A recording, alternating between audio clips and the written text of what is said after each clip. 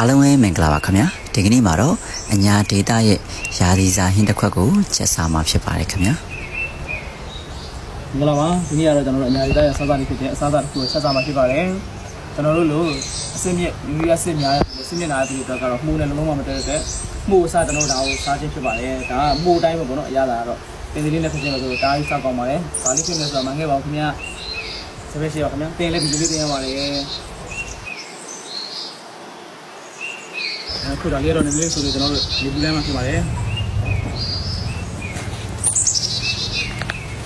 ဒါကမှမိုက်တာ။ကျွန်တော်နေလမ်းပြီးညှို့လဲညှို့ပြီးဆိုတော့ကျွန်တော်ရေဆေးနေဖြစ်ပါတယ်။ဒီတော့ကျွန်တော်စားလေးနည်းနည်းနဲ့ထည့်ပြီးဆေးနေဖြစ်ပါတယ်။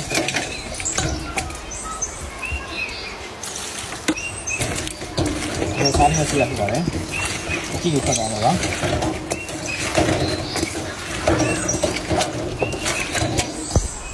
ရေစိတ်ပြီဆိုရင်တော့ကျွန်တော်တို့စကားကုန်းလေးနဲ့ပေါ့နော်ရေခဏလေးစစ်ထားပါမယ်ခင်ဗျာရေစစ်ပြီးသွားပြီဆိုလို့ရှိရင်တော့ကျွန်တော်တို့ဒီရဲကိုစီစာစနွင်းအချို့မို့ပေါ့နော်ငပြာရည်နည်းနည်းရဲ့ညုတ်သီးစိမ်းလေးပါလို့ရှိရင်တော့ပို့ပြီးတော့မွမွေးလေးနဲ့ကောင်းပါတယ်ခင်ဗျာ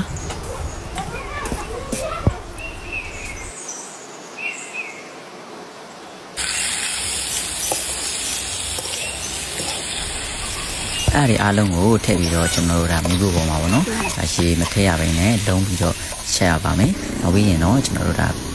တက်သွန်ဖြူလေးရယ်ပင်စိမ်းလေးရယ်ပေါ့နော်အုပ်ပြီးချလို့ရှိရင်တော့အရန်ကိုမွေးပြီးတော့အရန်ကိုစားကောင်းတဲ့ဟင်းတစ်ခွက်ရပါပြီခင်ဗျာဒီရတာလေးကကျွန်တော်တို့မှုစားရတဲ့အရသာပုံစံမျိုးလေးနဲ့အရန်ကိုစားကောင်းတဲ့ဟင်းတစ်ခွက်ဖြစ်ပါတယ်ခင်ဗျာ